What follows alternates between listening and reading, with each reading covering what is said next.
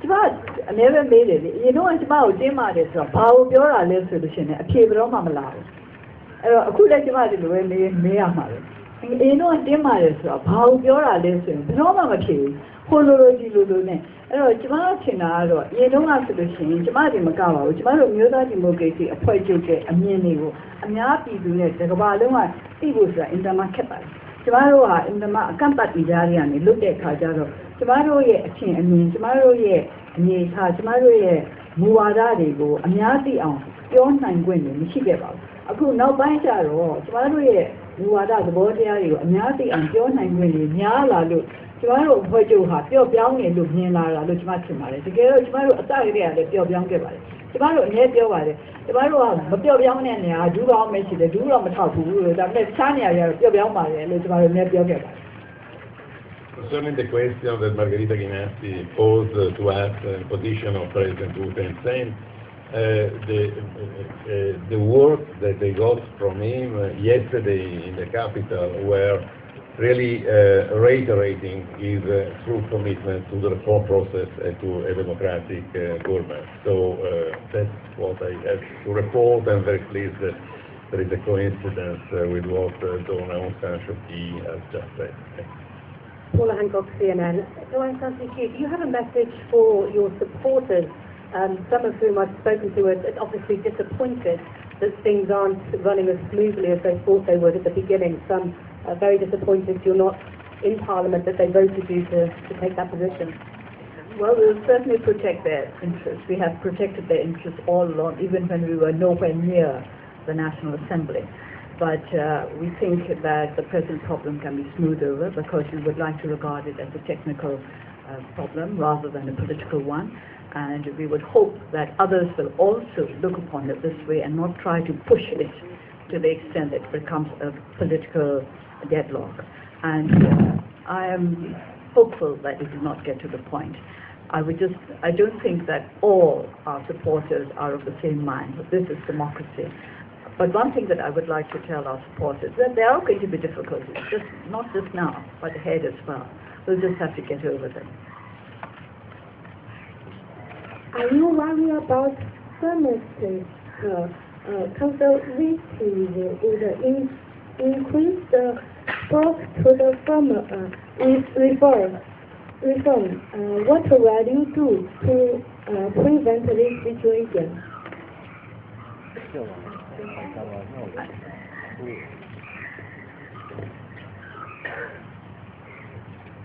Oh, those who live in Allah, if you must say, who live in Allah, you don't who rule it, no? Only go in the lad, and you with him, you know? But you say now, go for me. Change it, think now a little. Yes. Are you worried about domestic conservatives blocking reform? What will you do to prevent this situation? Domestic? Are you worried about domestic conservatives? I think perhaps you mean that those who are not in favor of reform. Well, of course, there will always be those who think differently from us. But one of the beautiful things about democracy is that you have to learn to resolve your conflicts without violence, and this is what we will proceed to do. We've had many long years of trying to resolve conflict without violence, and we hope we will be able to continue doing that.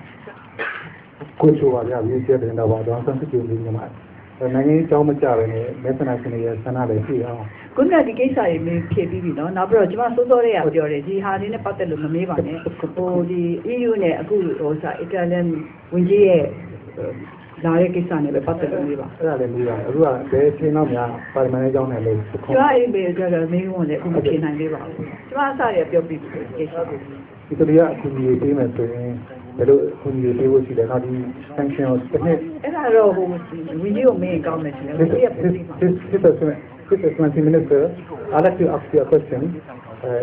Discuss with the Prime Minister, you discuss with the President Thein and also you discuss with the Aung San Suu Kyi. You're going to give assistance to the Myanmar, and also within 1 year's extension, what kind of cooperation are you going to do with Myanmar? Yes, I explained to the President as I came back in this topic with Donna Aung San Suu Kyi that the suspension of the European sanctions is irreversible only in the measure and if the democratization will proceed as planned in an irreversible way. So this is the basic framework where we see the possibility of reactivating also business relationship. Or we are confident, but we are going to verify in a 6 months time and again in a year where we stand in terms of the democratization process.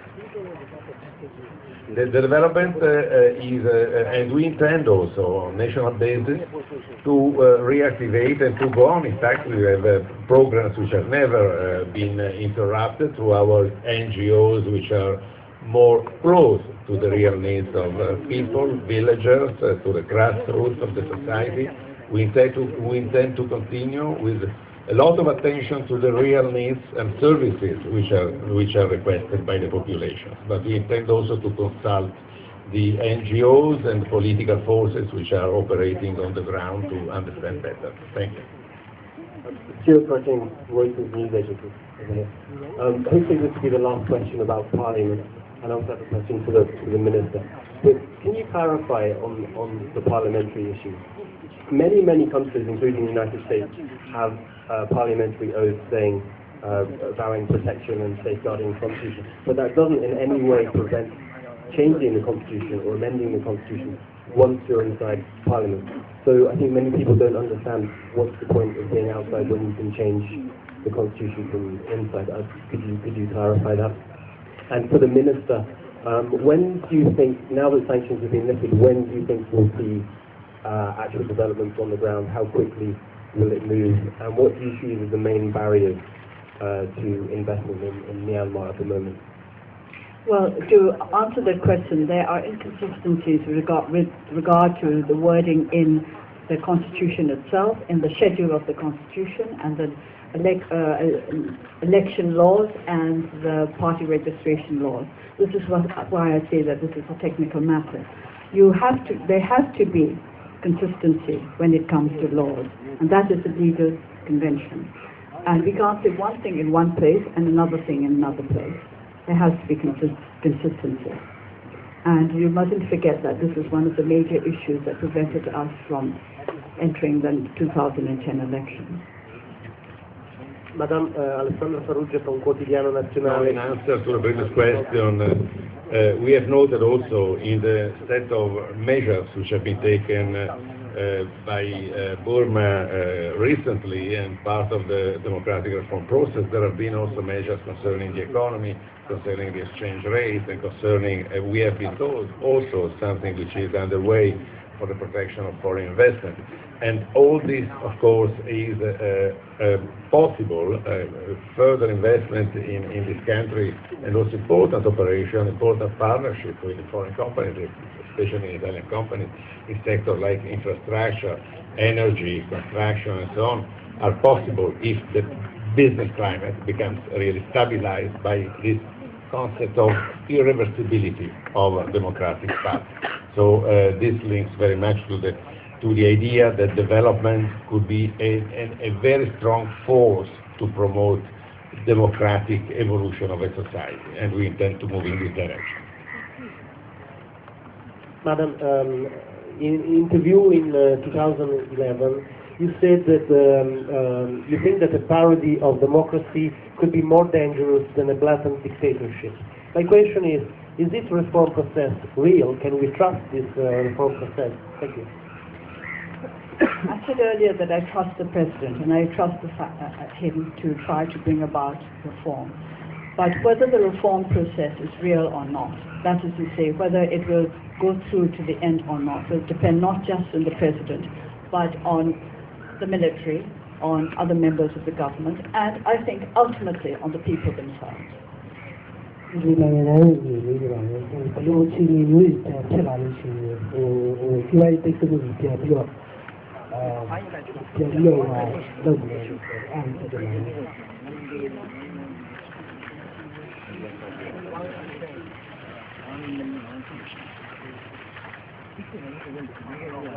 Well, I have heard from Dawn Aung San Suu Kyi that she's an optimist, but a cautious optimist, and I would put myself in the same party in this case, exactly on the same line. I am a cautious optimist, so I don't want to even imagine worst-case scenarios or sudden setbacks of the really light that we are seeing at the end of the tunnel of so many years of sufferance and difficulties.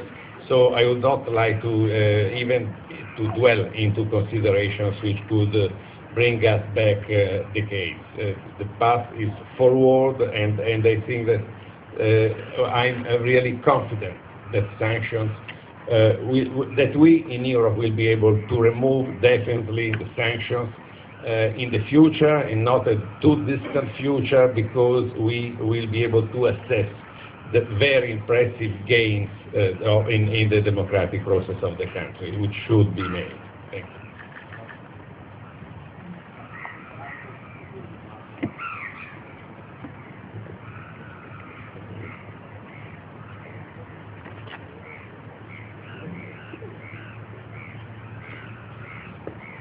Hello, Minister. Why the solid reason to suspend Myanmar sanctions?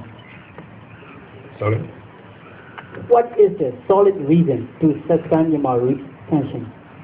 The reason has been the process which has led to liberation of Dawn Aung San Suu Kyi, to the calling for elections and the implementation of the election in a way which was, although there were some irregularities which have been denounced, especially by NLD, that have been carried on in an open and fair way, according by observers which have been following this event. And therefore this has been a matter of a very serious and in-depth evaluation among the EU partners, and we came all together to the conclusion that this was the time to give a sense of confidence for what was going on in Burma.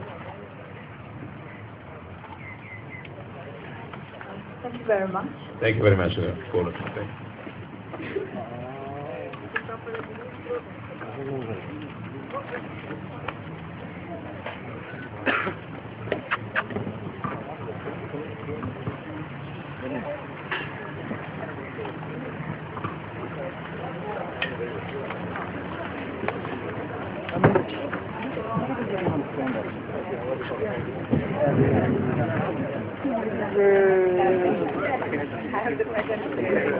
Impossible.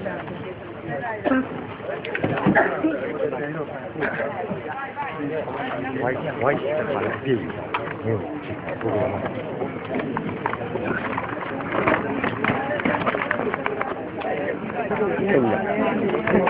có giá trị